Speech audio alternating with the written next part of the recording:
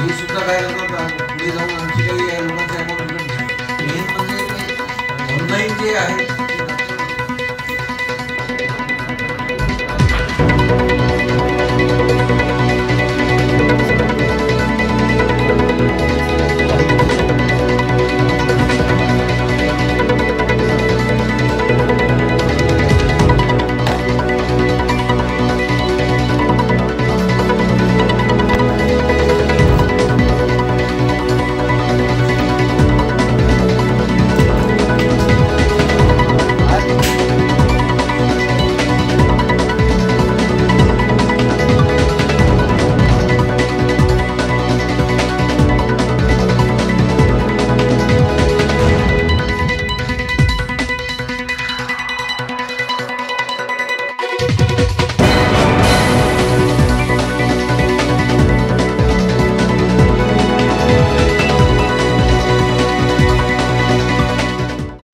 दाखल झाला होता ज्यामध्ये एका फिर्यादीचे 1,54,00,000 रुपयाचं शेअर ट्रेडिंगच्या नावाखाली डिफ्रॉड करण्यात आलं होतं। शेअर ट्रेडिंग आणि क्रिप्टो करन्सी देऊ असं त्यांना आमिष दाखवलं होतं आणि वेळोवेळी त्यांच्याकडून पैसे जे आहेत ट्रान्सफर करून घेण्यात आले। ह्या मॅटरमध्ये एकदा 24 लाख 42 लाख असे घेतले होते आणि नंतर त्याच्यामध्ये फायदा झालेला आहे आणि तो फायदा झालेला पैसा जर परत पाहिजे असेल तर आणखी 75 लाख टॅक्स भरावा लागेल असं त्यांना सांगण्यात आलं आणि त्या विक्टिमनी 75 लाख रुपयाचं लोन घेऊन हे टॅक्स भरलं होतं। त्यामुळे त्यांचं मोठ्या प्रमाणात फ्रॉड झाला होता 1,54,00,000 रुपयापर्यंत।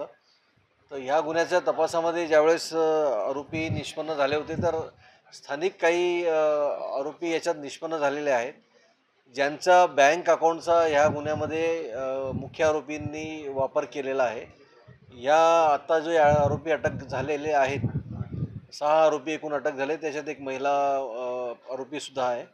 यांच्याकडे यांच्या अकाउंट्समध्ये हे पैसे ट्रान्सफर झाले होते आणि मुख्य आरोपी जे काही विदेशात आहे आणि काही वेगवेगळ्या ठिकाणी आहे भारतामध्ये। तर ह्या आरोपींनी असे अनेक व्यक्तींकडून बँक अकाउंट्स ओपन केलेले आहेत त्यांच्या नावावर करंट अकाउंट्स आणि त्या अकाउंट्समध्ये ते विक्टिमचे पैसे ट्रान्सफर करून घेतात आणि नंतर वेगवेगळ्या शेकडो अशा अकाउंट्समध्ये ट्रान्सफर करून ते पैसे विड्रॉ करून घेतात। तर अशी फ्रॉड करण्याची ही यांची पद्धत आहे आणि सर्व नागरिकांनी अलर्ट राहायला पाहिजे की आपल्या कुठल्याही प्रकारचे असे ऑनलाईन ट्रेडिंग किंवा ऑनलाईन जे अनोळखी लोक आहेत, अनोळखी कंपनी आहेत जे क्रिप्टो करन्सी देण्याची तुम्हाला आमिष दाखवतात किंवा जे पैसे वाढवून मिळतील अशी आमिष दाखवतात, यांच्यासोबत ट्रेडिंग करणे धोकेदायक आहे।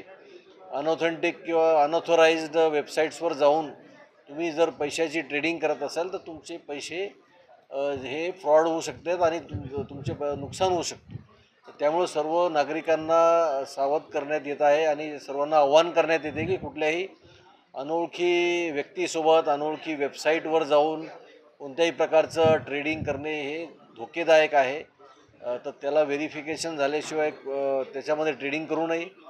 आपला बँक अकाउंट नंबर, आपला मोबाईल नंबर, आपला OTP आलेला जो असतो तो कोणाशी शेअर करू नये हे सुद्धा या निमित्ताने आवाहन करण्यात येते आणि आपला अकाउंट कुठल्याही अनोळखी व्यक्तीला विकू नये किंवा वापरण्यासाठी देऊ नये।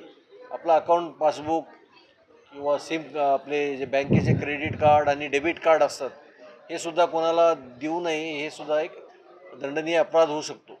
त्यामुळे सर्वांना ह्याद्वारे आवाहन करण्यात येत आहे सर्व नागरिकांना की सायबर फ्रॉड्सपासून सावध राहण्याची आवश्यकता आहे।